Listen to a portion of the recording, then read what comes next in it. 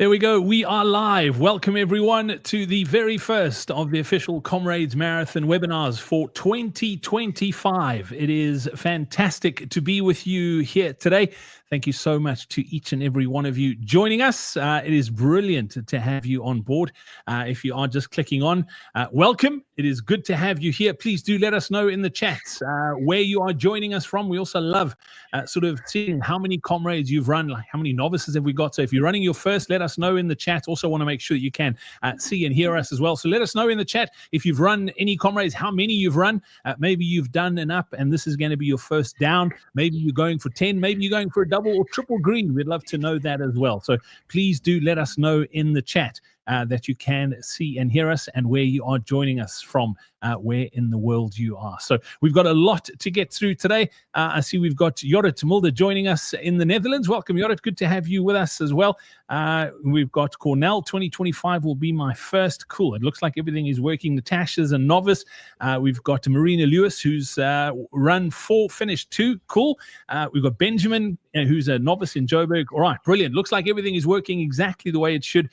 Make sure you do let us know in that chat and welcome each and every one of you. Just a super brief introduction to let you know who we have on the webinar this evening and what you can expect as well as we go through tonight. We've got the official Comrades Marathon coach, Lindsay Parry. He's got a postgraduate degree in sports science, known as the official Comrades Marathon coach. Also led athletes to 4 different Olympic Games, and for the past 25 years has been coaching amateur and professional athletes to PRs and podiums in some of the world's most prestigious races. Lindsay, nice to have you with us this evening. Super excited to be rolling with these again. You and I have been doing them. I was trying to do the math earlier, and I'm terrible at public math, but I think this is year number 13 that you and I have been doing these.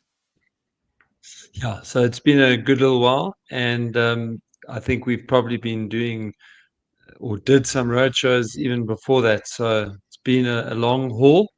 Yeah, but very exciting. I mean, I think when the webinar starts, you know that things are starting to get real. And as always, we'll just try and hold the horses back a little bit longer. And yeah, month to month, just keep checking in with us as we do the webinars. We'll hold your hand and make sure that those novices get their medals, and we'll make sure that B gets her 3rd down, and we've got to just convince her to come back to do an up. Too funny. All right, let us know in the chat where you are joining us from. Also, just if you have any questions while we're on the subject, we love questions throughout these webinars, so please do post them in the chat as well. And then a very special welcome to Koliso Mtembu, who's joining us for the very first time on these Comrades webinars, all the way from Pietermaritzburg, the home of the Comrades Marathon. She's the social media and brand officer at Comrades. She's got experience in marketing, communications, branding, and social media in corporate and non-profit organizations, and has experience in assisting plan and implementing trail running and mountain biking events, and now is involved with the world's largest and oldest ultramarathon. Koliso, welcome. Nice to have you with us this evening. Thank you, Brad. Quite nervous because it's my first one, but I'm hoping that I do Comrades a little bit of justice, but I'm happy to be here with the rest of the runners around the world. Thank you. Well, Koliso, let me tell you, we are all friends here. The Comrades running community are an amazing bunch of people, as you have probably found out already, being at Comrades House. They are super welcoming, and you are more than welcome here this evening. We'll get to our next guest now, Devlin Eden. He's got years of experience. Devlin specializes in guiding runners and cyclists of all levels, from beginners to those chasing serious, ambitious goals. He's got a sports science background, strength and conditioning specialist, and focuses on optimizing performance in every aspect of training. Also a keen runner himself, understands the challenges and dedication required to achieve personal milestones, as well as having run several marathons himself. He's an Ironman. He's also done the Absa Cape Epic as well. From coachparry.com, Devlin Eden, nice to have you with us tonight as well. Yeah, Brad, thanks. Looking forward to tonight and sharing some insights. And yeah, like Lynn said, it's a journey now where things start getting real for a lot of people. So looking forward to be part of it. Yeah, absolutely. The butterflies are definitely flying in formation. For those of you who don't know who I am, my name is Brad Nuttall. I'm known as the guy who lost the Backstreet Boy en route to running his very first Comrades Marathon. I got a bee in my bonnet back in 2009, decided that I wanted to start running, and I started running because I wanted to run Comrades. And I think a lot of people can relate to that. I've gone on to finish 3 Comrades, also done multiple Ironman triathlons. I don't have a marathon PR of 2:45 like Lindsay, more like a 4:17, and a Comrades best of 10:39. And I've been asked this question lots and lots, and I'm going to put some pressure on myself now. I am back for 2025. It's been 12 years since I ran my last one. I will be lining up on the start line with each and every one of you in Pietermaritzburg in June. Super excited. And along with Lindsay, co-founded CoachParry.com, which is brilliant. I've got lots of questions tonight. I'm sure you do too. We're going to be getting to lots of those this evening. So if you do have any, please do pop them in the chat. I think let's get straight into the first order of business. And I'm going to hand over to Kolisa Mtemba now, who has got some background with regards to what's happening at Comrades and some of the information that you as runners need to know in the build-up to the 2025 Comrades Marathon. Kolisa, let me hand over to you, and we'll be back in a second. Thank you. Thank you, Brad. Hello, everybody. As Brad has already introduced me, most of you would have been used to Sfiso Mngoma. So technically, I'm the new Sfiso Mngoma. So you will be seeing a lot of me on the roadshows, seminars, webinars, and boot camps. But before Coach Perry digs into the good stuff that most of you are probably excited about, I'd just like to take you through the Amapedi, which is the charity initiative that Comrades has that supports 6 different charities. So under our 6 official charities, we've got CHOC, we've got Childline South Africa KZN Community Chest, Hillcrest AIDS Center Trust, Rise Against Hunger, and South African National Parks Honorary Rangers. So with that being said, these are our official charities. Often I do get when people ask me or ask the questions as to can I raise funds for a charity of my choice other than the 6 that we've put forward, that these are our 6 official charities. The answer is no. If you're going to raise for charity, you're going to have to raise for charity for only those 6 charities. So just to take you back just a little bit in terms of our last 3-year fundraising cycle in 2022, we had raised 4 million plus with the help of the runners raising funds for their respective charities, whichever charities they decided to choose that was close to their heart. And then in 2023, you'll see there was quite a significant increase, because you can see that there was almost like R1 million increase on top of what was raised on the previous year. And then 2024, I think that was the most epic one, because you can see that there's like 1.5 million increase from what was raised in 2024. With that being said, this would have not been possible if it was not because of you guys and the dedication that you put forward into raising funds for charities. So Comrades Marathon has put together different fundraising platforms to help further the charities raise funds for their respective causes. So you've got the Raise for Charity, which I'll speak into more detail on the following slide. And then you've got donations with entries. Some of you would have seen when you were making your entry that there was an option for you to donate to any of the charities that you wanted to donate to. And then you've got the Toyota Winnie Car competition, which is a Winnie Car competition which the car is sponsored by Toyota. This year we've got the Corolla Cross 1.8 XI. I think that is the latest model, the 2025 model. I'll speak also more details into that as we go further into the slides. And then we've got Amapedi sales, which are the merchandise that we sell at the expo or any other events that the charities are able to attend and sell. So CMA also reserves like 500 entries for runners who are able to raise a minimum of 6,000. I also do get a lot of questions around this 6,000 minimum. So you don't necessarily have to raise 6,000. You just need to raise any amount of money that you feel comfortable in to help the charities continue doing the good work that they do out there in the communities. But if you happen to raise 6,000, then you can move into the C badge. Also, another question that comes quite a lot is that what happens if I'm in badge A? Rather badge B, and then I raise 6,000. Well, to answer your question, you remain in badge B. But if you were in badge D, E, F, etc., and then you manage to raise 6,000, then you move to badge C. So over since the Race for Charity initiative was established, we've managed to raise over 76 million rands, and thanks to you, guys. How do we join the Race for Charity? I know that I have there where it says for new entrants, but I know that there's a substitution period coming, so we will definitely have new people entering. So during your registration, when you register for Comrades on your EasyReg profile, there is an option for you to actually click the charity of your choice. You can pick whatever charity that you'd like to support, and then you can create your profile. Then you can put a little bio or message that you'd like to put out to your supporters or people that you want to, or to people that you actually want to support your cause. And then you can get a link which is shareable on all social media platforms.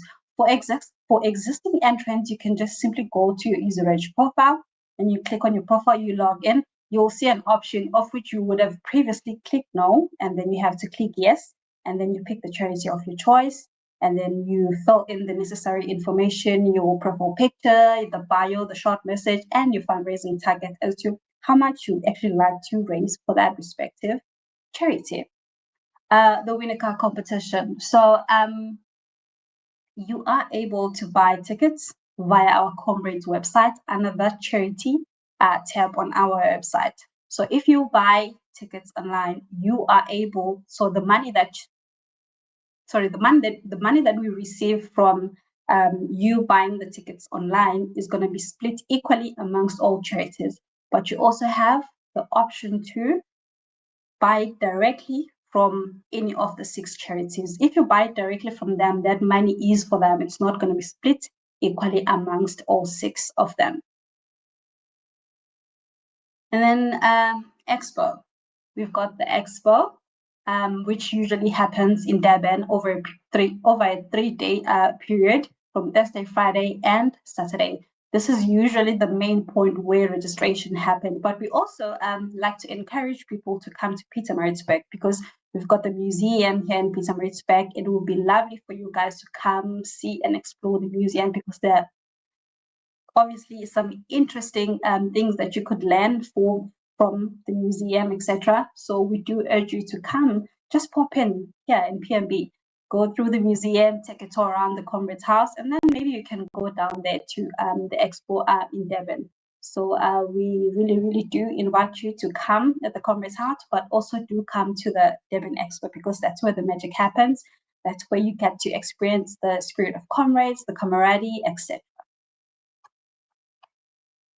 Important dates. So we all know that 17 March, we open the withdrawal period from 17 March up until 30 March. We're going to be opening for anyone who wants to withdraw. This is the opportunity for you to withdraw. And then from the 1st of April, we will open entries. Please note that the number of entries available is strictly dependent on the number of people that put in their withdrawals for the 2025 race. Also, I'd like to emphasize the fact that on the 5th of May, please make sure that you do submit your qualifying times. Make sure that everything on your profile is up to date to avoid further disappointment when you come for registration in Durban or in Pietermaritzburg. So in terms of the qualifying races, we've already met some of you at the Johnson Crane Marathon that we've attended 2 weeks back. And last weekend, we were at the Joburg City Marathon, and it was lovely to see most of you, to those who did come to our stand. And then next week, we're going to be at the Hillcrest Marathon. So if you see our tent, please come, do say hi. If you've got a question, please come ask questions. If you don't have answers for you at the sport, we'll give you an email or redirect you to the best relevant person to help you with whatever query that you might have. Events. We've got the roadshows. So tomorrow, we're going to be kicking off our very first roadshow in Durban, hosted by the courtesy of Run Zone, of course, with the host being Coach Perry.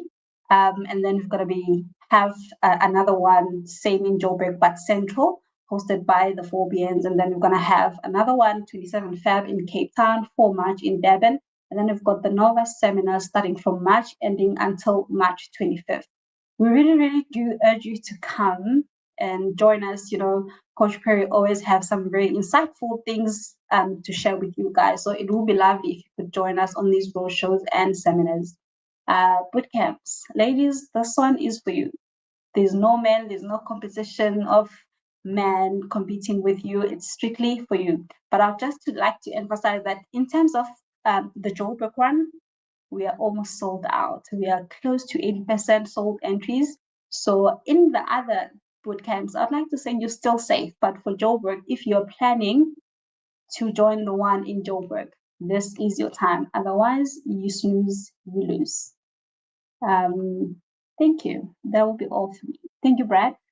Awesome stuff, Kulisa. Thank you so much. And I know you were nervous. You did fantastically well. Congratulations. You were perfect. There we go. If you have any questions with regards to sort of like Comrades housekeeping, things that you need to know, please do pop them in the chat. I'm also just going to ask you as well, one of the ways that we reach more runners and help more runners in their build up to Comrades is if you share this live stream with people you know. We're all in WhatsApp groups where we are sharing information between our running clubs and running friends. If I could ask you just to copy the link on the browser that you are watching and just share it in whatever sort of WhatsApp groups or Facebook groups that you might be in, so that we can reach as many of the Comrades runners as possible in the build up to Comrades 2025. Lisa, there was one question with regards to some Comrades housekeeping. I know the answer to the question as a short answer, but maybe you can give us some more details. Ian was asking, is there going to be an international tent at the finish again this year? And if there is, what is going to be in that tent? I know that there's going to be a tent, but I'm not too sure what's going to be in the tent. But they can always pop me an email. I'm more than happy to send it through to the relevant person to answer that.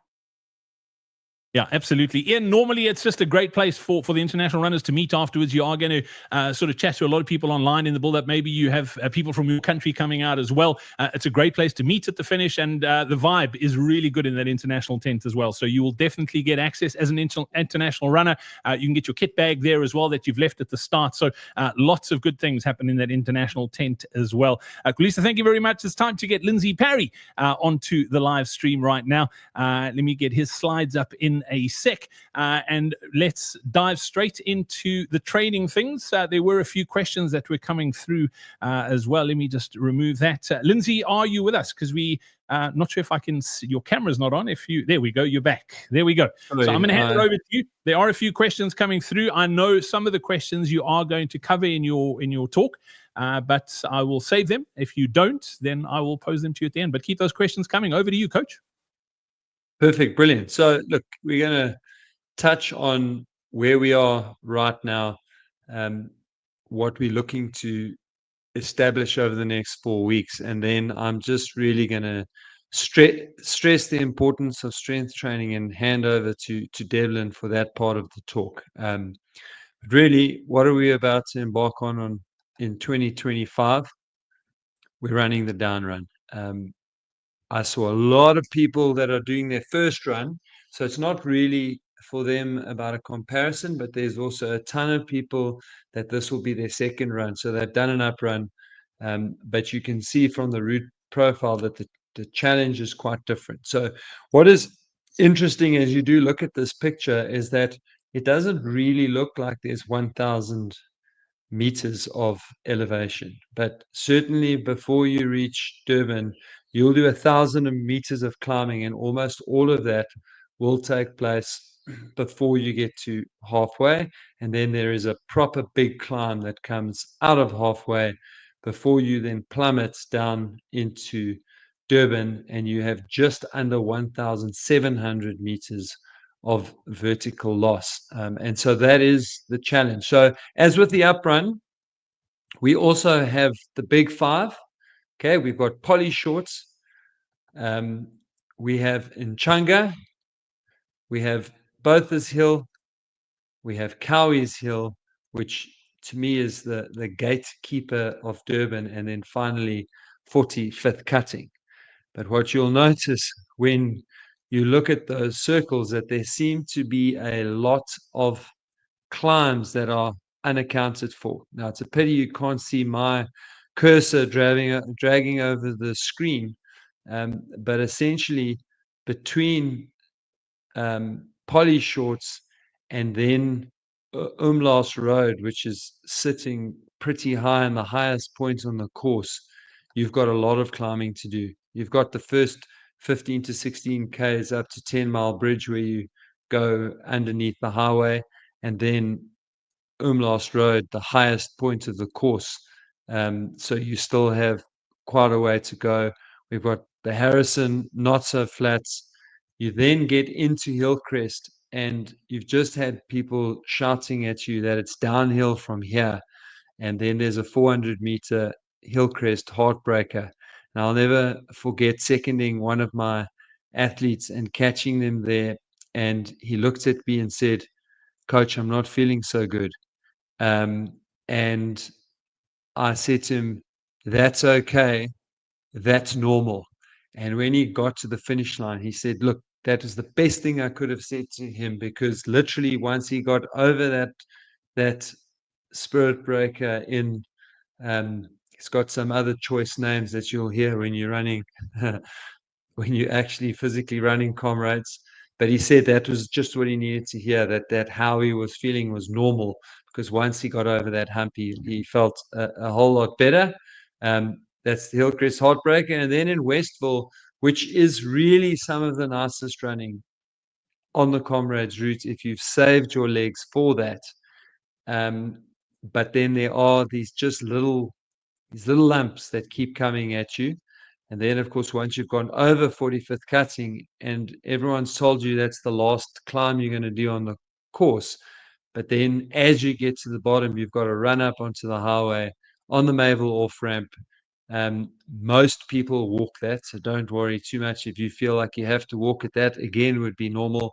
And then you have one last little hurdle to get over, and that's to climb Tollgate Bridge, which is not very steep. It's not very long, but you will have run over 80 kilometers. And so it can be a bit daunting. So look, that is all a little bit to just give you a taster of what you are training for. And we never want to forget about Fields Hill. Okay. So Fields Hill, obviously this profile is a little squashed up, so it looks like a cliff there, but it also feels like a cliff to your legs. And I think this is the most dangerous part on the Comrades down run. We can mentally prepare ourselves for the 1,000 meters of climbing. We can know that we've got a lot of downhill running and prepare our quads for that by doing strength training. But the reality is that if you do not behave yourself, if you go down Fields Hill too fast, then when you reach Pinetown, your legs are genuinely going to be broken. And the danger in the down run literally lies in those 3.5 kilometers as you go down Fields Hill. So the priority and the whole reason that Comrades puts on seminars, puts on webinars, puts on the ladies' road shows is literally because we want to get you to the start line. Okay, so that is our first priority. On the 8th of June, is this going to be you? Are you going to be one of the people that is leaving that starting gate, going over the mat, and your time starts? And ultimately, and I would say more important than making to the start, because the start is the first step, is we want you to finish Comrades. This needs to be you on the 8th of June, 2025. And that is literally what these webinars, roadshows, seminars are all about, so that you can be one of the happy people that gets to the finish. Okay.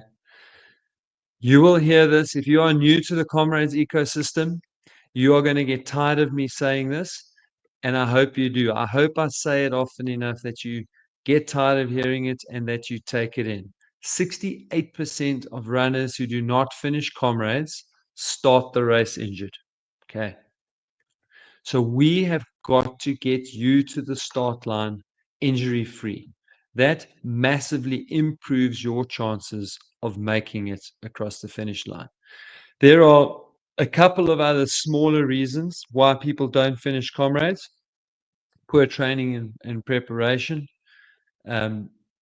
Cramping is near the top of the list. Illness, nausea is a bit of a problem on Comrades race day, and we will unpack nutrition on the road shows. So if you're in Joburg, come tomorrow night. Nikki de Villiers does an amazing presentation that can get you starting to practice your nutrition now. People who take medication and end up in the medical tents along the way, and then burnout. And I think this is such a key one, because a lot of people start training for Comrades very early and they start training very hard. And 6 months or longer is a very long time to train very hard. Elite athletes train all year round, but they only train really hard for 8 to 12 weeks leading into their most important races. And so if the best of the best can't sustain the very hard training, nor can we. And that is why we only really want to start the main peak training for Comrades in March. Okay, that's quite important. And then it doesn't matter how many times I tell people nothing new on race day. People try all sorts of weird stuff on race day that leads in disaster. So all of these reasons that you can see here account for 32% of why people don't finish. The other 68%, injury. You just do not want to start Comrades with an injury. Okay, right. Priority number 2 is really getting you prepared so that you can enjoy the race. Okay, so priority 1 is getting you to the start, making sure you finish. Priority 2, we want you to also have fun so that you'll come back and you'll do it again. And you can only do that if you prepare properly. So with 122 days to go, we want to be laying the foundation. That's where we are now. We are creating the habits. I'm going to talk a little bit about qualifying and that sort of thing as we go through the presentation now. But this period is about laying the foundation, creating the habit, getting consistent, getting your discipline going. Okay, that is the phase of training that we are in right now. We are not training too hard. If you haven't introduced strength yet, you must do it now. I saw a question in the comments around being tired and strength training making your legs tired, and it does. It contributes to fatigue, and it's another reason why the sooner you start, the better, because you will learn to manage that fatigue a little bit better. But we can make you strong and then freshen you up towards the end of the race. And it's so important for the down run. And that is why we are going through it in the first webinar of 2025, so that if you haven't started strength yet, you can. And I will emphasize that again shortly. And then we're going to talk a little bit about qualifying. If you have qualified, if you haven't qualified, what that means in terms of seeding, etc. And really just to emphasize again that the real training is all about those last 95-ish days, the last 3 months. It is not so much about now. It's important that we are training, but it's also important that we're not training too hard. Okay, so the first and most important question you need to ask yourself is, are you on the right plan?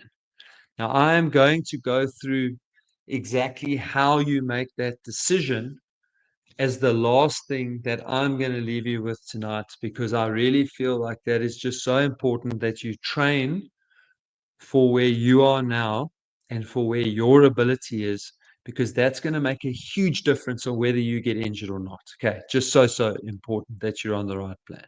So for the next 4 weeks, we are going to start strength training. That's why Devlin's here. That's why he's going to round out the presentations, and hopefully you guys are going to ask a lot of questions about strength training tonight. Okay, now qualifying and seeding.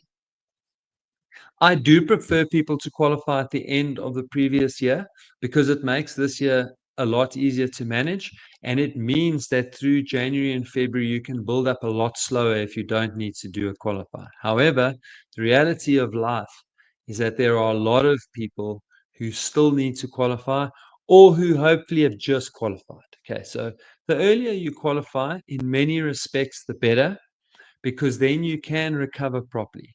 So the earlier in the year you recover, the harder you can race your marathon, and you can give yourself time to recover, and you can give yourself time to build up and then start training properly in March. However, the most important thing is to qualify when you're ready. There is no point in trying to qualify this week just because there's a race available and because Coach Parry told you that the earlier you qualify, the better. And then you go there and you fail. So now we have to recover because a marathon does a lot of damage. It's only in South Africa that people do marathons as training. The rest of the world, people think you're a lunatic when you speak like that. So it's going to take something out. You're going to need to recover. You're going to lose some training time, and you get into a negative spiral of trying to qualify. So the most important thing is that you qualify when you're ready. Okay. Now, we don't all have the luxury of being able to qualify comfortably, but the later you leave your qualifying, and certainly if you are qualifying in March or later, then you will qualify as easily as you can manage. So you will do that marathon as comfortably as you can. Now, obviously, if you're a 4:59 marathon and you don't have that luxury, you're going to just have to do your best, get your qualifier, and then allow your body to recover.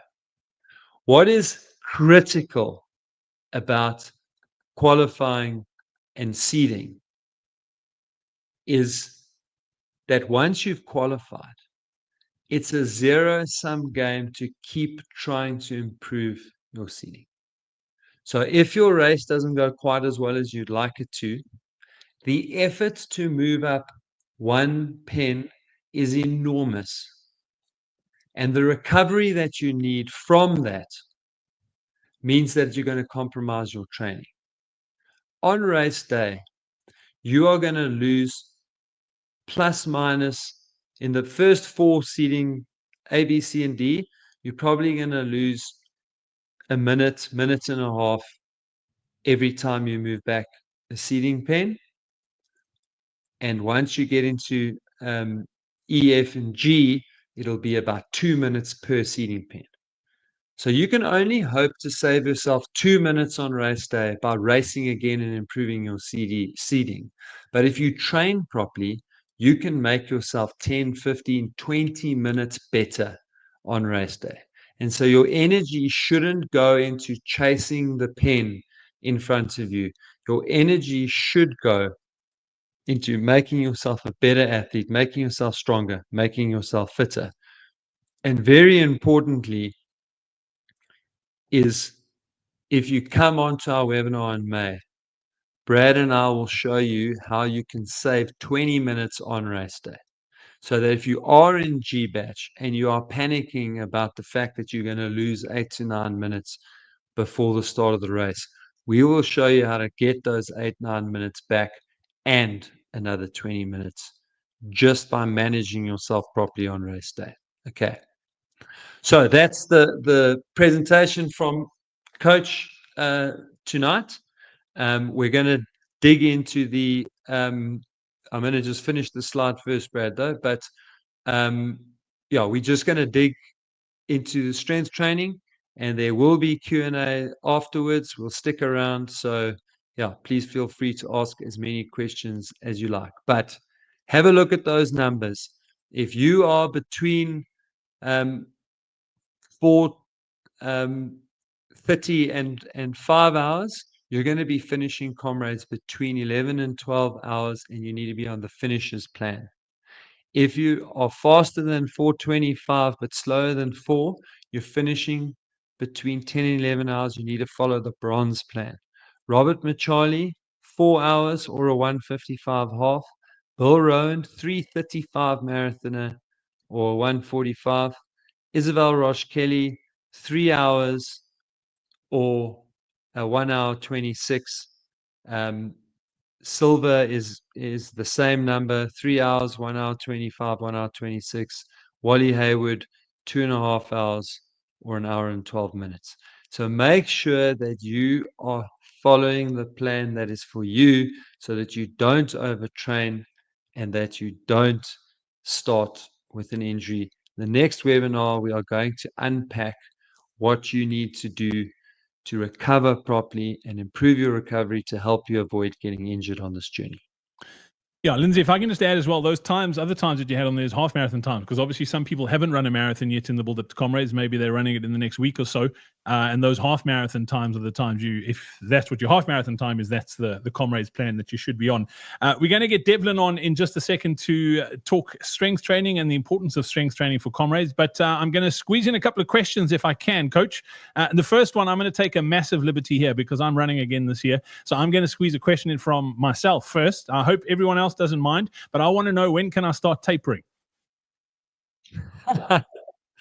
Yeah, so we'll definitely talk about that on later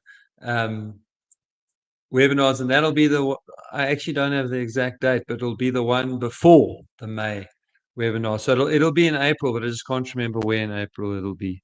All right, there's a cool question that does tie into the May webinar that we're going to be doing, and I want to touch on it now quickly, if that's good. This one is from Paul Wiesel. I love the YouTube titles, but Paul's saying, "How's it, Coach? During Comrades, I feel tight. Should I stop and stretch, or should I just keep moving? If stretching helps, how much and for how long without hurting my race?" Yeah, so Paul, I would stop if stretching helps. Then I would do that. And look, I probably wouldn't do it more frequently than kind of every 10 Ks.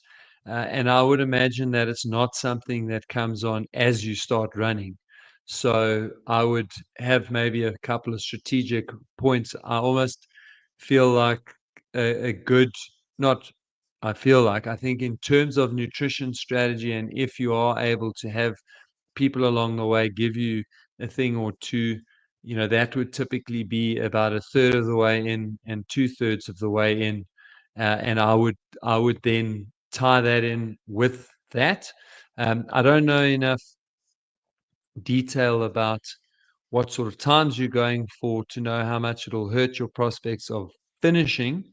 But my gut always tells me is that if you can do something to help you be more relaxed when you are running, that the 2 to 3 minutes that you lose while sorting out that tightness is probably going to win you more than 2 to 3 minutes than you would have lost if you just keep grinding away and eventually are so tight and uncomfortable that you just have to spend large sections of the race walking. All right, cool stuff. Paul, thanks for that question. Lindsay, this is just a logistics one, and it's from DreamDoc. And because you're going to be there tomorrow night, I'm going to ask you it. DreamDoc wants to know, what time do the seminars and roadshows start? You're obviously doing one tomorrow night in Johannesburg at the Rand Park Golf Club with Run Zone. What time do they get going? Yeah, 7 o'clock we'll kick those off, and they typically run for 2 hours and maybe a little bit longer, depending on how many questions there are. I very seldom walk out of there before 10. I just stick around afterwards, and if you've got a question, I won't go home until I've answered it. Yeah, awesome. And I'm going to pop around to the one that's in Cape Town at VOB. So if you are going to be in Cape Town, I look forward to meeting you there as well. I'm not speaking, but I will be in the audience taking copious amount of notes. And then, Lindsay, I'm going to squeeze one more question in too before we get Devlin on, if I can.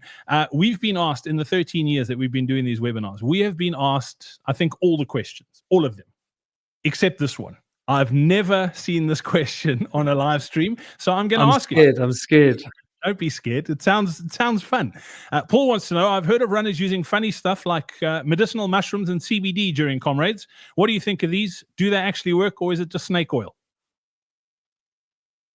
Look, I don't know what medicinal mushrooms are. I hope they're not. They are what you think they are. What university we used to call shrooms. I don't know how anyone does 89 kilometers on shrooms, and I if take Lance the fifth about knowing what shrooms do to you.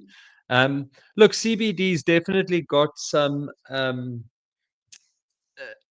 health benefits in actually let me not use the term health benefits. Sorry about my I was going down the wrong path there. It's got some benefits to help with pain in people with terminal illnesses, other illnesses.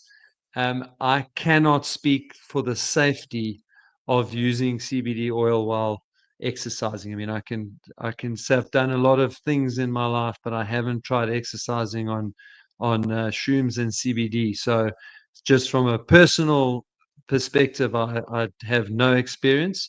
And from a kind of research perspective, I just haven't come across anything in written research or even popular articles. I really haven't come across it. So, yeah, as Brad said, never been asked it before. So, look, I'll do a little bit of homework. My gut tells me that there may be some benefit to the reduction in the perception of pain, but I would be a little bit wary about what the other consequences may be. Elevated heart rate. Yeah, I don't think CBD oils come with the anxiety that you get from uh, its parent plant, marijuana. But yeah, I wouldn't know. I don't know. So maybe we need to have a little bit of a look there, Brad. Cool, Lindsay. Great question, though, Paul. Thank you so much for that. Lindsay, then just while on that subject and talking of reducing pain during Comrades, we get asked the question often, and I think it's important to sort of just state your sort of feeling about taking pain medication during a race like Comrades and the potential dangers thereof, and the trouble you could get yourself into if you do end up taking painkillers and anti-inflammatories and those sorts of things. Yeah, look, the real biggest problem, quite simply, is this. It's that the kidneys are where those medications are flushed out of the human body. And when we are exercising, we are in a dehydrated state. When we're in a dehydrated state, there's vasoconstriction, which diverts blood away from the kidneys. And so you've already got in a way I almost said the word malfunctioning kidney, but that's not true. But they're not functioning optimally. And so the medication can then actually damage the kidney. So that's the real big risk. And look, we've seen it a few times. We've seen some ugly outcomes. And a lot of the problem comes down to you never know when you're just too dehydrated, or when you've just done it that one time too many, because so many people go, I've done it, I've tried it and it was fine, nothing happened to me. But maybe it doesn't happen the first. It does happen to some people on the first time, but some people only happens on the 8th time.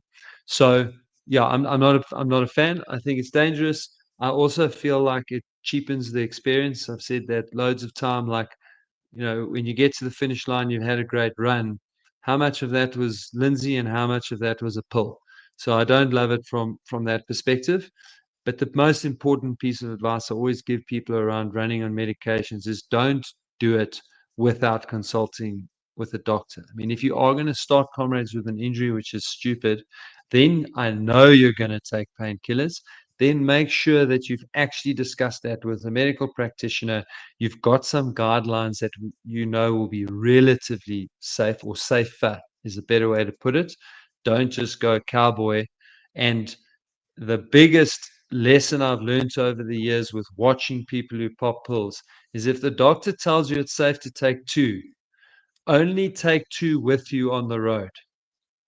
Because if you have 4 with you, you will take 4. If you have 8 with you, you will take 8. So make sure you talk to a doctor, know what you can do, and only take what you're allowed. And I guess also don't take, this is what our parents told us growing up, don't take anything from strangers on the route. I mean, you're going to have, there are walking pharmacists within the running community that are more than happy to dish out things that they think works for them. Don't do it. And yeah, I'm in the same school of thought as you, Lindsay, that part of the sort of attraction to Comrades is that it does hurt. It's supposed to hurt. You're supposed to overcome this thing that's really hard. That's why we do it.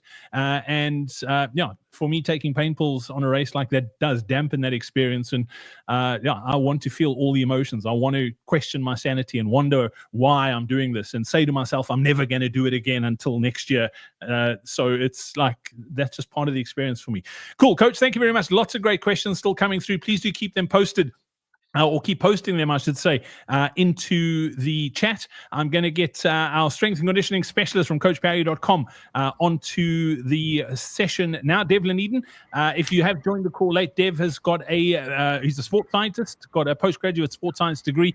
He works with us here at CoachParry.com, one of our strength and conditioning coaches, and is an absolute expert in what he's going to be talking about tonight. Dev, I'm sure you've been trawling through the sort of chat, and I know I've seen your presentations, so I know a lot of the questions that have been asked already are going to be answered, but I'm going to hand it over to you, and then if there are any other questions that get raised, please do pop them into the chat, and I'll be sure to pose them to Dev. And if you have any training questions or any sort of like housekeeping logistical questions about Comrades, we'll post those to Koliswa as well before the end of tonight's webinar. So Devlin Eden, over to you.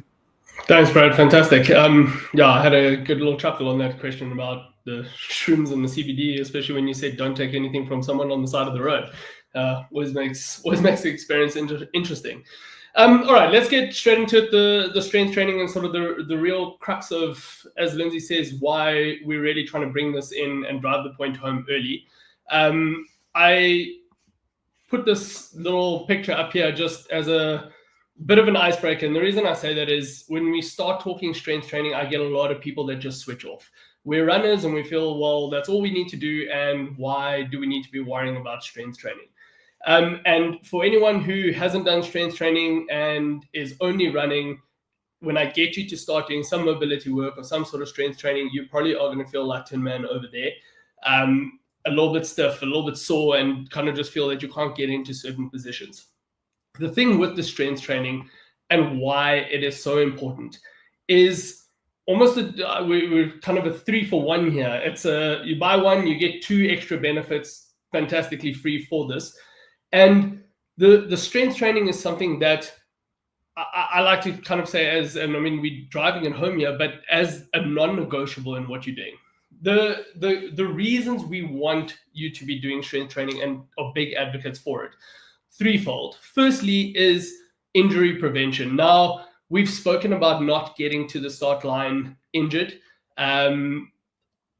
Injury prevention, I was at a presentation a while ago where someone in the audience actually said, can we stop using that term? Because as athletes and as runners, it's almost inevitable at some point that there's a little niggle or an injury that does creep through. So what we're really trying to do in the ideal world would be to prevent injuries.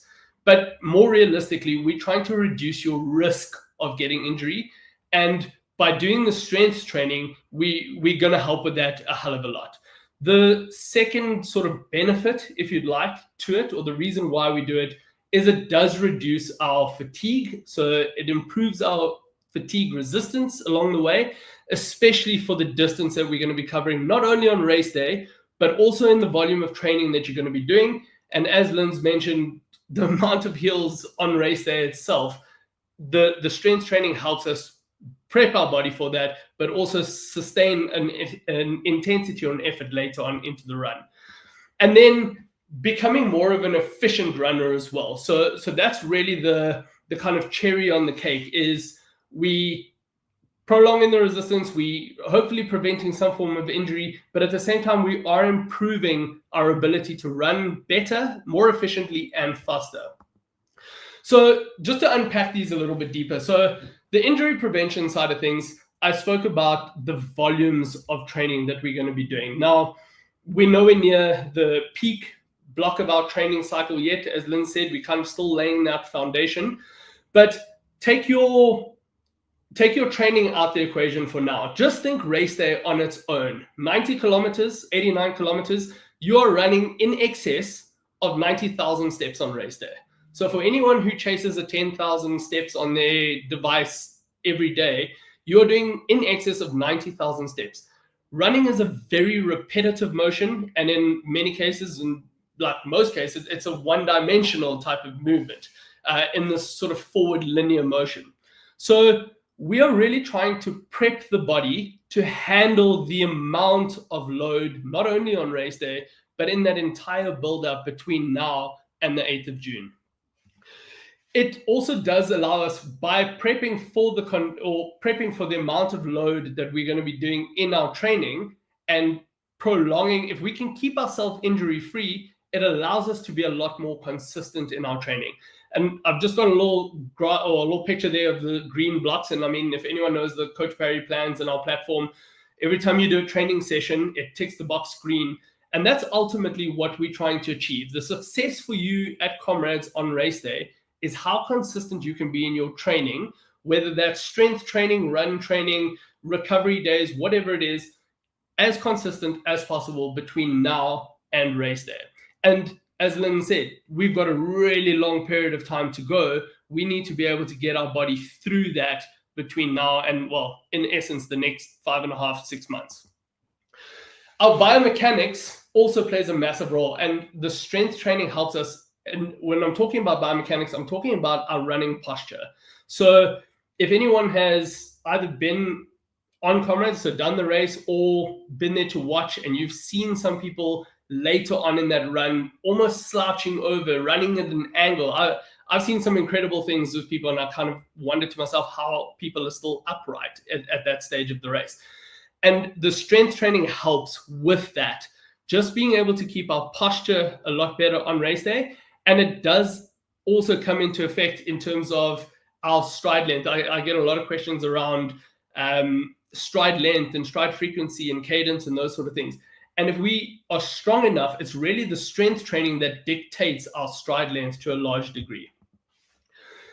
The second big one is reducing the fatigue or the resistance to fatigue. So I've read a study on 10,000 meter elite level runners. Now, I know you might be saying, well, they're 10,000 meter runners. I'm doing 90Ks at Comrades. The fact is, those are still elite level runners. Those are still runners who are fatiguing in a 10,000 meter distance. Now, the study were broken up into a control group who only ran, so all run training, nothing to do with strength training. And then obviously the group that then had the intervention of strength training in. And the strength group or the intervention group came far outweighed the resistance to fatigue. So that onset of fatigue, I don't really like to use the term of onset of fatigue, but we're able to sustain a relative intensity for much longer into that race. So now you can imagine when you are talking about a 90-kilometer race, the idea is we're trying to be able to get you to, Lynn's put up the one slide there about enjoying the race and enjoying the process as well. And if we can prolong that fatigue kicking in, it just means you're having a much more enjoyable day. It's going to be tough no matter what, but it's going to be a little less tough than if you weren't implementing strength training in your plan already. I'm just reiterating on that graph, the sort of first 55 to 60 Ks of this run, you're going to come back and you're going to go, hey guys, this is supposed to be a down run. Where's the downhill? Lynn's touched on the big hills, and this is what I'm talking about, trying to delay where that real serious fatigue kicks in, because not only do we have a lot of elevation and climbing in the first 55 to 60 Ks of this run, but that downhill run and that big drop off down towards Durban in the latter third of this race has a massive impact when you have absolutely tired legs. So again, trying to just delay almost the inevitable, but rather than the legs being absolutely shot and broken 20 Ks or 30 Ks into this run, or even at halfway, we're trying to make that happen for you much later and hopefully not to a serious extent. And then the third kind of cherry on the top, I talk about the improved running performance, and we do improve our running economy. So with our running economy, there's kind of two folds to this. So the strength training helps us produce more force. So we're getting stronger muscles, we're fortifying our joints, our ligaments, our tendons. Stronger muscles allows more force production in every stride we take. So again, I talk about running being a forward motion or a linear type of movement. Every step, more force that we can put in a forward motion allows us to, in effect, run faster. The economy side of it, and the almost, I like to call it the indirect benefit that you're gaining from the strength training, is if you imagine you've got weak quads, weak tight hips, weak glutes, what often happens is your hips tend to drop. You lose that little bit of alignment. So if your hips drop and your knees are diving in now, your body's having to work quite hard just to get itself upright before we can move forward. So being stronger and having a better running economy means we're actually working a lot less to have to just align ourselves first, and more effort can go into the force production in a forward motion than first having to rectify us and pick ourselves up. So that's really where the efficiency comes in. And as a benefit to that, because we're more efficient using less energy just to do that, we become more efficient, we become faster, and we can prolong or sustain our relative intensity for a lot longer as well. And that's a really key point. Again, just touching on that resistance to fatigue. So now that's the sustaining of the relative intensity. And then again, just kind of hammering the home of there is so much climbing to come. We want you to be fresher. And I put little air quotes in there in the sense that we're still running 30Ks, 34Ks past that 55K point. There's still a lot of work to be done. And if we can have you a little bit fresher than you would be without the strength training, you're in a really good place come race day. What is strength training? And I see some of the questions that have already come through. So I'm hoping this is going to answer those questions for you. But in essence, I'm referring to resistance training. Now, resistance training can take many different forms.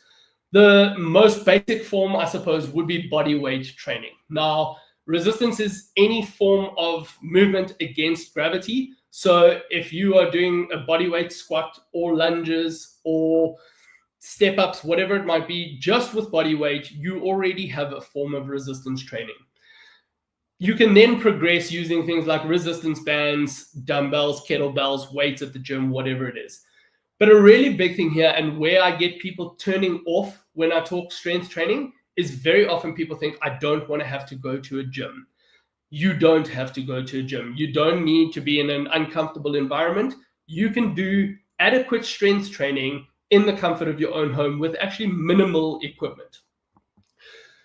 We also want the strength training to focus a little bit more around running specific work. So what I mean by that is going and deciding, all right, Dev's told me to do some strength training.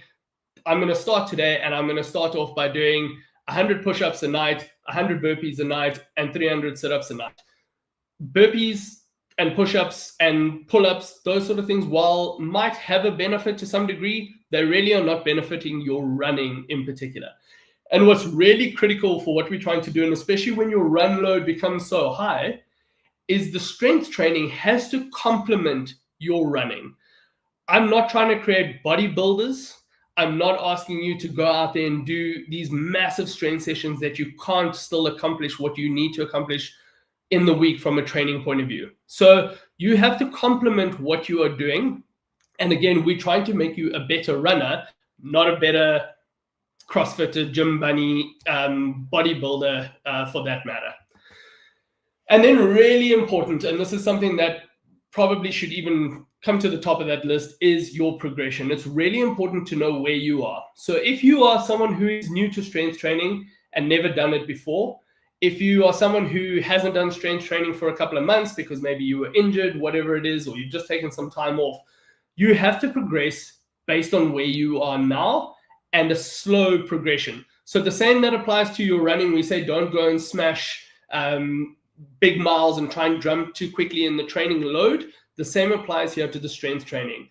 As you start progressing and the body weight stuff becomes quite easy for you and you feel that you're quite comfortable and confident with it, start adding some resistance bands to that. Start adding some lighter weights, maybe some more sets, some more reps. And that's how we'll generally progress in our strength training. But again, it needs to be slow and steady, and don't just jump into the most popular thing that you've seen on social media, because that's what every strength influencer is doing. You really need to work for where you are now, and that's really, really important.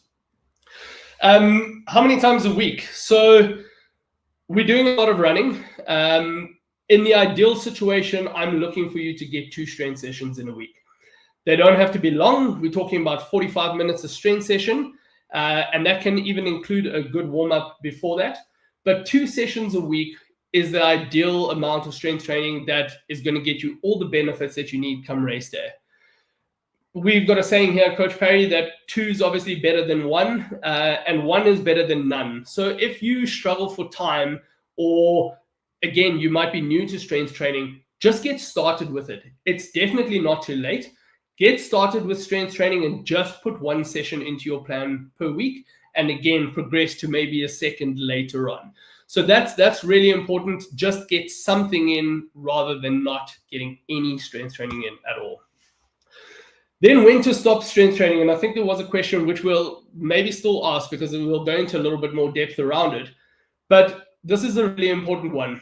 In our strength training, just like we reduce our load in the training, so we've got our recovery weeks that come in, we would then generally cut back. So from 2 strength sessions, you cut back to 1 strength session. Again, depending on the level you're at, I'm also happy if you don't necessarily get a strength session in a recovery week. You can maybe focus a little bit more on mobility type of work, some good stretching and recovery. That's usually a good option in a recovery week. Obviously, when we're in our peak training, so Lindsay's main training for Comrades will start in March. Even closer to race day, we're getting really high volumes of training. And when you're in those weeks that you might be doing a training marathon or you're doing your Comrades long run, we can cut back on the strength training in those weeks. And I think important around this as well, that if you are maybe still qualifying, cut back obviously 10 days before your qualifier so that you can focus on running a good qualifier, and then we get back to the strength training. And I bring that on kind of that next point.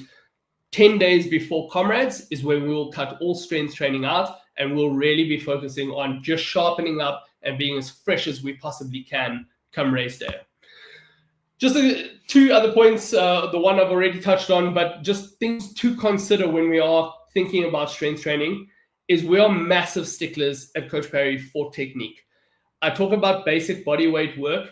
I would much rather you, even if you've got a history of strength training and you haven't done it for a little while, I would much rather you do less or do some body weight work and really prioritize getting the technique right first before jumping into putting on too many weights, or your gym partner might be doing these heavy deadlifts and you think you need to be doing the same.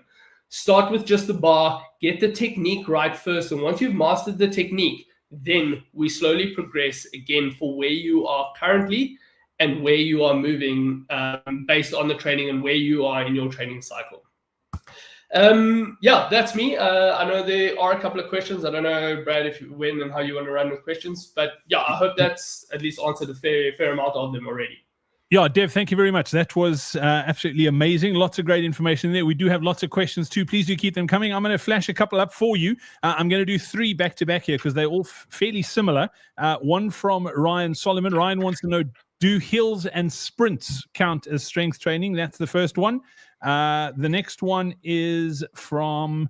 who is this from? This is from Mutangwa Bobby. Is saying, is spinning indoor cycling enough strength training, or does it play a role? And then the next one I'm going to ask, because it is slightly different, but sort of hill repeats, interval training, is that strength training? And what about spinning and cycling?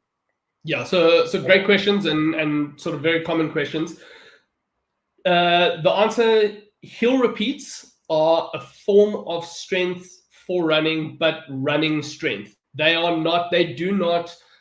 It's not sufficient enough on its own. You also, at different phases of your plan, will be doing different things. So you shouldn't be doing hill repeats all the time. So while you get really good strength benefits from running hill repeats, you are not, or you shouldn't be substituting strength training for hill repeats, is basically what I'm saying. So I still want some form of resistance training in. The cycling and I can't remember if it was just cycling or if there was cycling and swimming. Cycling / spinning. So yeah, so cycling / spinning. I get that question a lot because a lot of people feel, well, here I am now just focusing on my legs. Is this really good for strength training? The short answer is no. So we like to use things like cycling, swimming, rowing, and elliptical, for example, as a really good form of cross training. Now, cross training is something we might put in if you are scheduled to do a run Saturday, Sunday. Sunday, your legs are a little bit tired from Saturday's run. I would rather you then go for a cycle on the Sunday and you're able to do some really good cardiovascular training with a much lower amount of impact on the legs to what running would have on the body. So almost using it as a bit of an active recovery type of session, as opposed to strength training. It still doesn't take away from the fact that you need to be doing 2 days a week of actual proper resistance strength training. And I think if I could, just to tie in, the same question comes with yoga and Pilates. Yep. Yoga and Pilates are, I honestly feel... That was my next question. That was my next question. I was going to save it, but you're jumping straight to it. Let's see, I've done these before. The really good. I feel like there's a place for yoga and Pilates in our training plan, but again, does not take away from conventional resistance training. And people will say, oh, I walk out of Pilates session or I walk out of a yoga session really exhausted. And that's fine. And there definitely is an aspect to strength, or an aspect of strength to Pilates and yoga. But there's a big, and why I like it is there's a really big emphasis on mobility as well. So if you are someone who loves yoga and Pilates, I would suggest then maybe cutting back and doing one yoga session or Pilates session a week and still getting one resistance type strength training session in the week as well. There we go. Great questions. Thanks for those. Please do keep them coming. I'm going to get the coach back on in a sec as well. Some great questions coming in for Lindsay too. Let me get him back on stage as well. Before I do that, though, I just wanted to share a couple of resources with you if I could. Lindsay and I at CoachParry.com weekly do a podcast called Down. If you haven't seen it or listened to it yet, I would definitely recommend you go check it out. It's available on all podcast players. So wherever you listen to podcasts, you can just search for Comrades or Down, and you'll find it. You can also scan that QR code that is on screen right now. You'll be able to listen to it. And every single week, we talk about exactly where you should be right now, the sort of stuff you should be focusing on. So please do have a listen to that podcast. We also publish it on this YouTube channel as well. So if you haven't yet, hit the subscribe button so that you get notified every time we do publish one as well. And then the second one, Devlin spoke about the strength training, but we're also getting lots of questions about training as well. And if you haven't, and Dev mentioned the green blocks in his presentation too, if you haven't checked out the Comrades Marathon Roadmap on the CoachParry.com website, you can scan that QR code as well. You can also copy that URL into your browser and go check it out. It links with your fitness device. It is customized to you according to your threshold paces, works out your training paces specifically. So you're doing the exact training that you should be doing at the right time in the build-up to Comrades. You can go check that out right now. Definitely worthwhile. I do know we've got a lot of people who are on this call who are currently using the Comrades training plans on the Coach Parry website and app. And I'd love to hear your experience. Let us know in the chat if you are using it and what your thoughts have been. We have had a couple of great messages coming through as well. Let me just find one that popped through here a second ago that I think was absolutely fantastic. One from, this is actually a question from Simone Fonsal. I know Simone's following our training plans on the Coach Parry app. Lindsay, Simone wants to know, will there be Coach Parry pacing bands available again this year? Yeah, that is affirmative. We will be doing our personalized pacing plans that you can pre-order or come and we can print them on demand. And then there'll also be general pacing charts, which will the proceeds of which will then go to one of the Comrades charities. So we'll have both options there. Fantastic. All right, let's jump into a couple more questions. This is some great feedback. It's not necessarily a question. Dev, you're going to love hearing this. This is from Sean. Sean says, I'm a gymmer who runs, not a runner who gyms. He says, I ran my first Comrades last year with less mileage during training, but was very comfortable on the hills. Highly recommend resistance strength training. So there you go. You don't have to turn into a full-on gym bunny, but you do need to spend some time doing some strength training if you want to have a much more comfortable Comrades. Lindsay, question for you from Marina. Marina wants to know, do you have any experience with burning feet while running? Tried different shoes and socks. What can Marina do with regards to sort of burning feet during Comrades or during longer runs? The problem is that there are loads of causes for this, from friction to sensitivity on the skin to neural to circulation. So yeah, there are a few things there that she hasn't tried. I would try different lacing structures and see if changing how you lace your shoe, and in particular, if you can do what we call a runner's lock. So what you do is on the last two, and I'm not wearing shoes, unfortunately, otherwise I'd show you. But on the last two holes of the running shoe, you actually, when you link the lace crossover, however you do it, the last one you put it in and then thread it back in at the same side so that it forms a little stirrup, and then you tie those laces, and that then locks your foot in place, so it reduces the friction between your foot and the shoe. So that's one thing that you could look at trying to do, and then just generally trying different looser laces, skipping some lace holes up and down the shoe, and seeing if that change in pressure on a specific point on your foot reduces it. And then trying those things, if it still happens, I would go and see a podiatrist and see if they can't do something to help. All right, fantastic question. Thank you so much for that. Quick question from Andrew Morrison Young, Lindsay, and I think Andrew is on our training platform. He said, guys, need to go, but need help with this. If we're on the wrong plan, how do we change it? Andrew, if you go into your training plan library, all the Comrades plans are there. You can just reload it. If you do need assistance, what you can do as well is just pop us an email, support@coachparry.com, and we can help you out with that as well. But all you need to do is just simply reload it. Make sure you overwrite the plan that's already on there, but it is super, super, super easy. Lindsay, question for you. One from RTV82 saying, what is necessary weekly distance in preparing period on average? So I know you always talk sort of like rule of thumb. Where should we be right now? Because obviously you don't want to be talking about peak training, but from a weekly sort of mileage perspective for the different medals, what should we be looking at? Yeah, so if you're looking at finishing, you right now you're probably in the 40s, early 50s.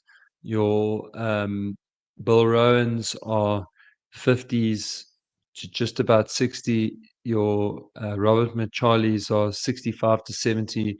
Bill Rowans 70 to 80, and silver medalists around 90 to 100, depending on if you are trying to get marathon ready or just building up.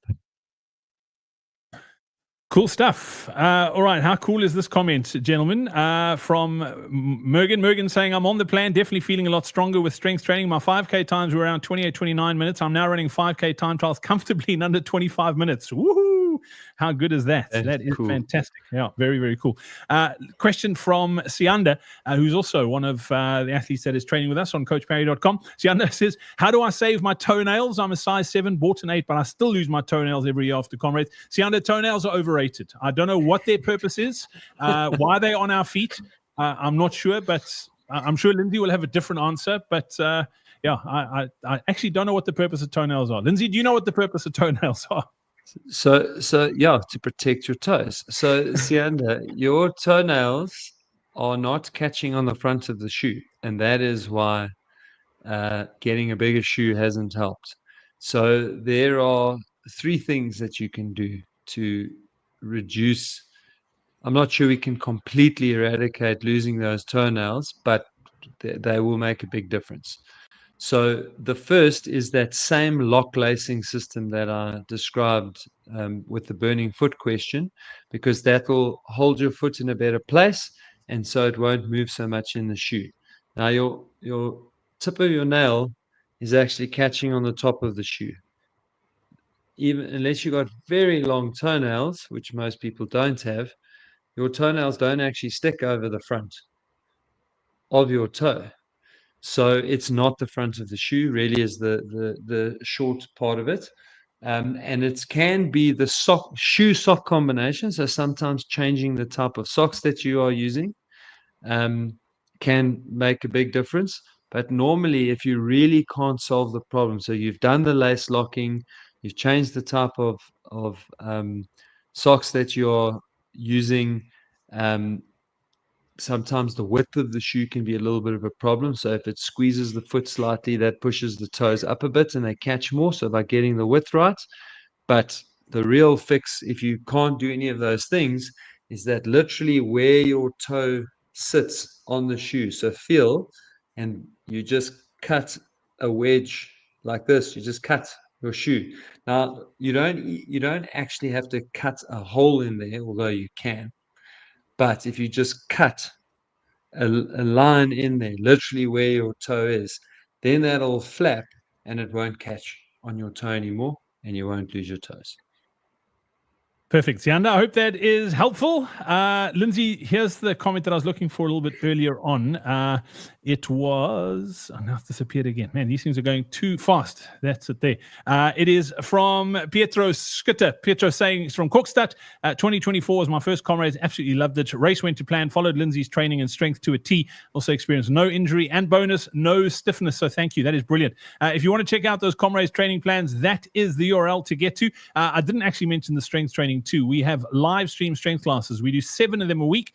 Dev is one of our strength coaches, and the technology we use allow us to see you in your living room. So if you're looking for specific strength training for Comrades, those live stream strength classes are absolutely amazing. You also get access to Lindsay and the rest of our coaching team in the forums. You can ask them questions on a daily basis if you need to.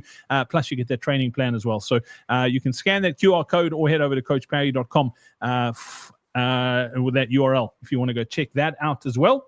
Lindsay, a question around paces, and this is from Udit. Udit is saying, could you please provide some pointers on training run paces, especially for the weekend long training runs? Udit is on a bronze training plan, but does this principle apply across all the medals? Yeah, so I mean, in terms of there are recommended paces both in our plans and on the plans on the website. Okay. But I think what's important, especially for the very long training runs, so your marathon training race, your ultra maybe, is that what you really want to try and do is get as close to Comrades race pace as possible. Because one of the big problems that we have when we run Comrades is that often that is the slowest you'll ever run.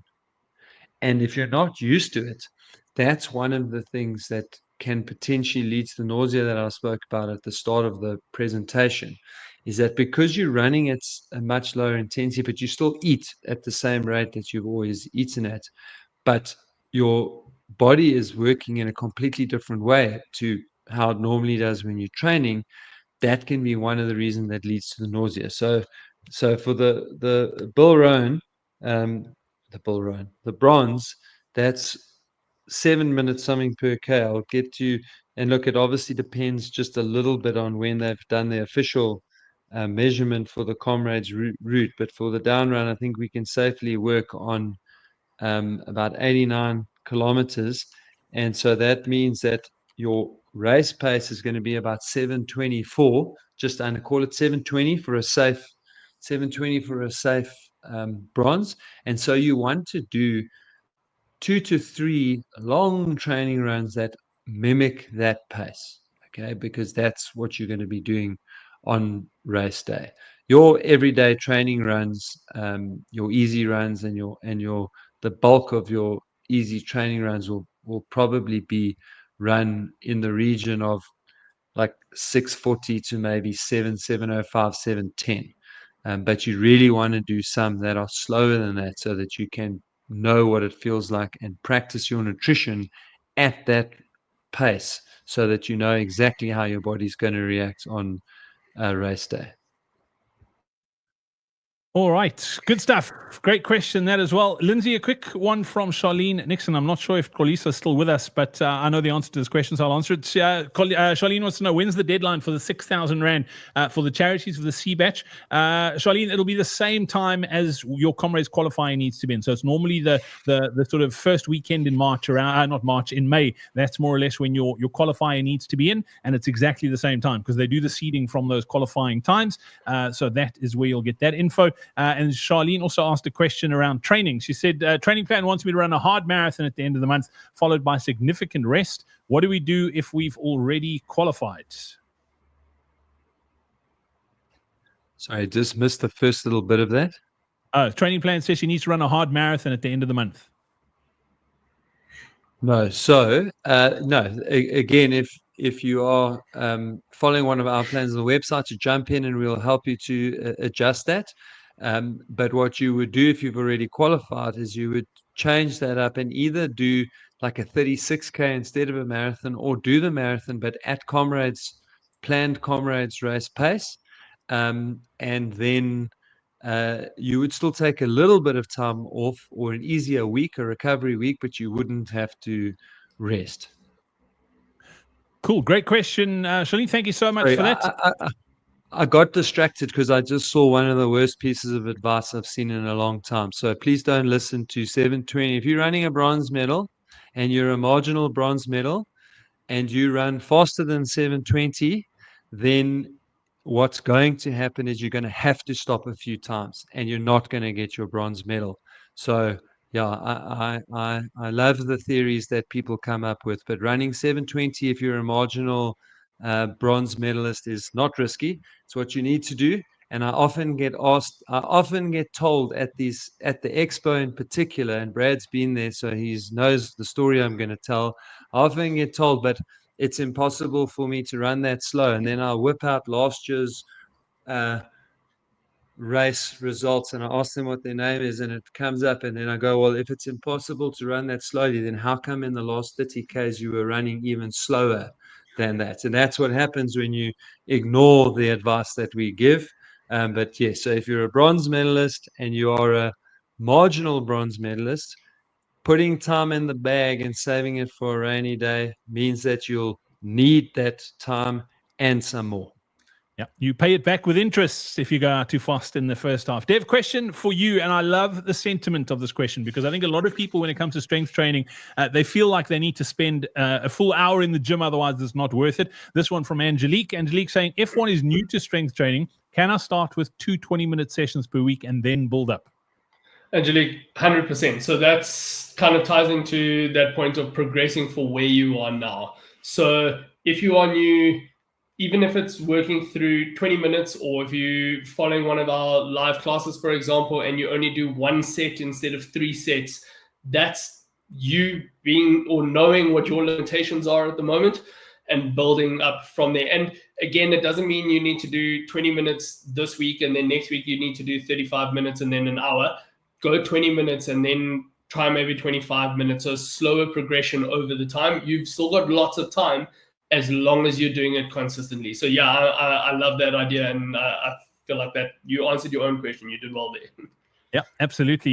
You are on the right track, which is brilliant. Lindsay, question for you. 2 people ask the same sort of question. The first one came through from Ryan Solomon. Ryan wants to know, creatine for endurance runners, is it a good idea? And James wanted to know, are there any supplements such as creatine that are recommended as part of our recovery routine? Can't hear you, Linz. Yeah. There's definitely been some good research that's shown that endurance athletes can also benefit from taking creatine.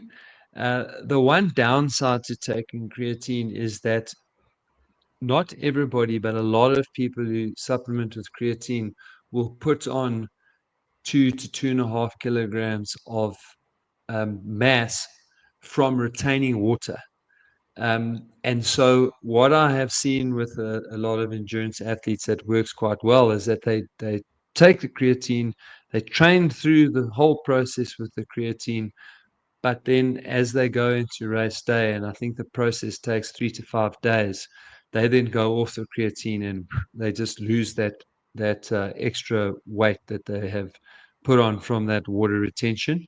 But yeah, then from a recovery point of view, we are going to do the next webinar is all about nutrition. And if you go to the road shows, so the road show tomorrow, next week in Cape Town, the week after next week, I think is 2 weeks time is Pretoria, then Durban, then, it's on the website. Go and look on the website where we are, because Nikki will really talk about this and give you some good ideas. So I think when it comes to nutrition and recovery nutrition in particular, has a lot more to do with the timing of when we do what, and we can become very over reliant on supplements. So if you are struggling to eat well, it's difficult to plan meals properly, you work in a situation where you can't eat regularly, then I would say supplementing, particularly in the first hour after exercise, with some form of high carb drink and or protein supplement. But if you're eating well and you're getting in all the things that you need to get in through the day, then I would say you just really need a high carb drink after doing very high intensity exercise and doing very long duration exercise. Those would be the two most important.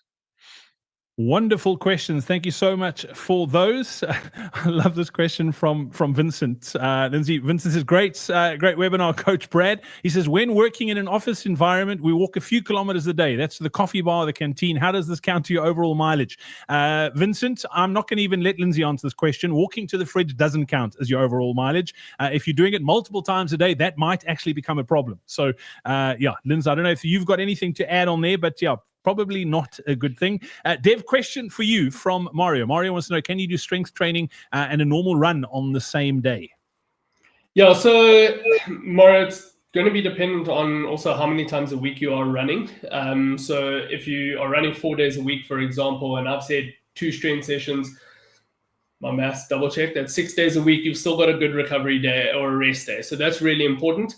If timing is an issue, I really don't have a problem if you can't get to. So, for example, you're forced to do a strength session and a run on the same day. I've got no problem with it. What I generally do advise is try and do it on the same day as an easy run. So preferably not on the same day as you're doing any sort of intervals or heel repeats or anything, if you do have that in your plan. And also try and avoid doing it on the same day as a long run. So you want to be as fresh as possible for those runs in particular, and you don't want something like strength training to maybe get in the way. And then just as another sort of ideal situation, if you are doing a run and a session or a strength session on the same day, in the ideal world, you want to at least have a couple of hours before or between the 2 sessions. So I don't mind which one you do first. So if you do strength in the morning and running in the afternoon or vice versa, that's okay. But I would like, if at all possible, trying to split the 2 and do a morning session and an afternoon session so that you have also got a couple of hours to get in proper nutrition and recover a little bit before the next training session. So yeah, it can be done. It's not an issue. Cool, Dev. Thank you so much for that. I see we are rapidly running out of time. We're inching up to past, and I know we want to make sure we finish speaking before you finish listening. Gents, are you guys happy if I squeeze in 3 quick ones so we're done by past, if that's good? Cool. Here we go. First one is from Angela, and I like this because I do a lot of cross-training too. Angela wants to know if we also training for another discipline, say Midmar this coming weekend, can we swap weeks on our schedule, or is there specific science behind the timing? You could definitely swap weeks. And there is some science around the timing in terms of how we would make those changes and depending on the nature of the event, what sort of recovery may or may not be needed afterwards and how much freshness is needed going in. So the real good news about Midmar is that it's very far away from the main goal. So from that point of view, we probably don't need to make a lot of change, and it really is okay to have this week or the week leading into Midmar as a recovery week and make sure you get to Midmar nice and fresh. And then depending on how you feel, you can have a little bit of a laissez-faire approach to next week so that you get some mental and physical freshness back, and then you can just jump straight back on the program. Obviously, if you Brad, and you're trying to potentially throw a Midmar, trying to throw a Ironman into the mix as part of your Comrades prep, and his best Comrades have come when he has done Ironman, then it does take a little bit of figuring out exactly how to go into and come out of the Ironman and how to change or shift the focus of your training after Ironman so that you don't get injured in the lead up to Comrades. Cool. Great question. Lindsay, I love this next question because we talk about this often about training for where you are right now and not for where you want to be on Comrades Race Day. And this question is from Moketsi. Moketsi says, how do you progress to a faster training plan or know when it's safe to do so?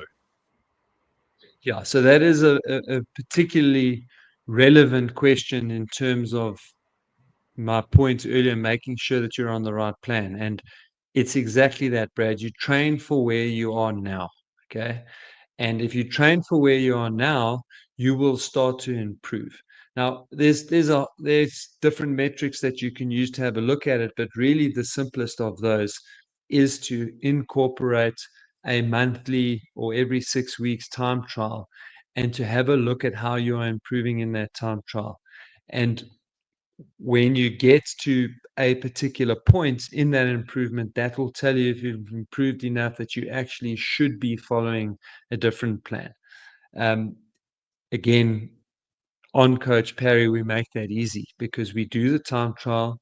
We use the time trial to predict a threshold pace for you.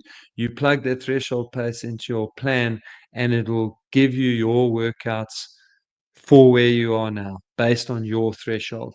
And then we'll also be able to tell you, hey, you've gone from 28 minutes for a 5K, so you should be on the bronze plan, to, hey, you're running under 25 minutes for 5K now, you should be moving on to the sub 10-hour plan.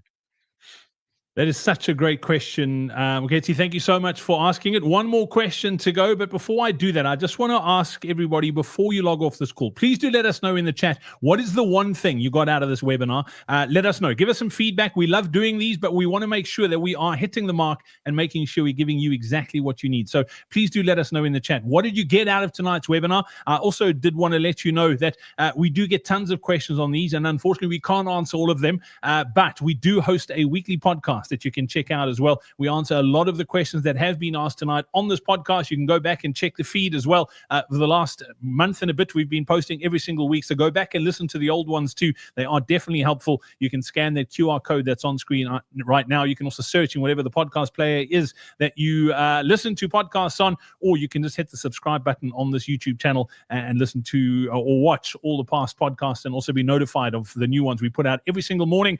Monday morning, I should say. They do go out. Lindsay, question, and the final one for tonight.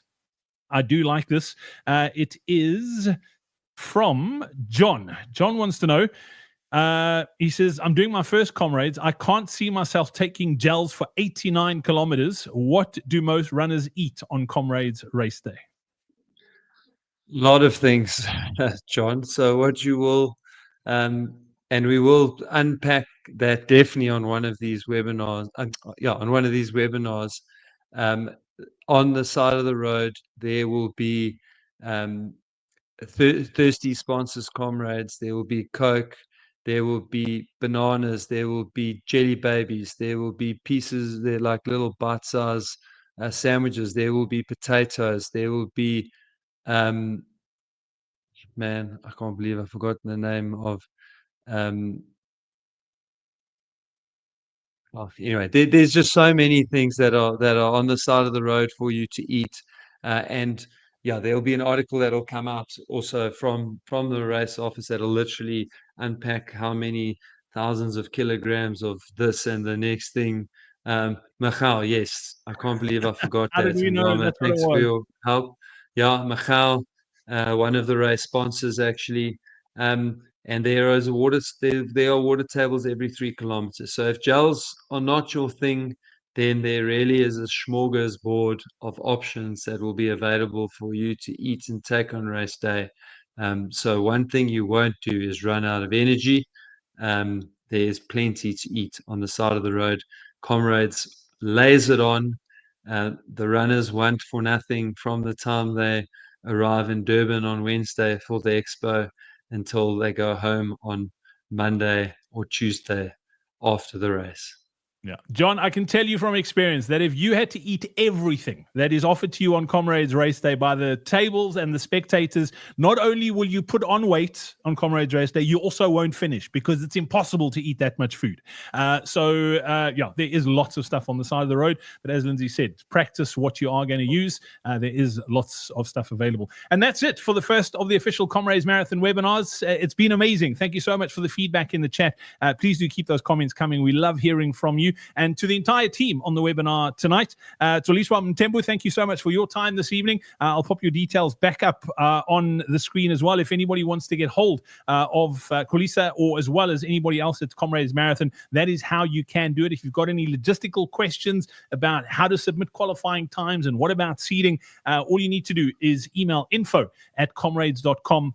They are super, super responsive on that email address. Any questions you have, please do shoot them through there. You can also follow Comrades on all the socials. They'll be able to assist you as well. Devlin Eden, Strength and Conditioning Specialist at CoachBarry.com. Thank you so much for your time this evening as well. And Lindsay, I'm going to give you the final parting shot. Thank you so much for your time this evening too.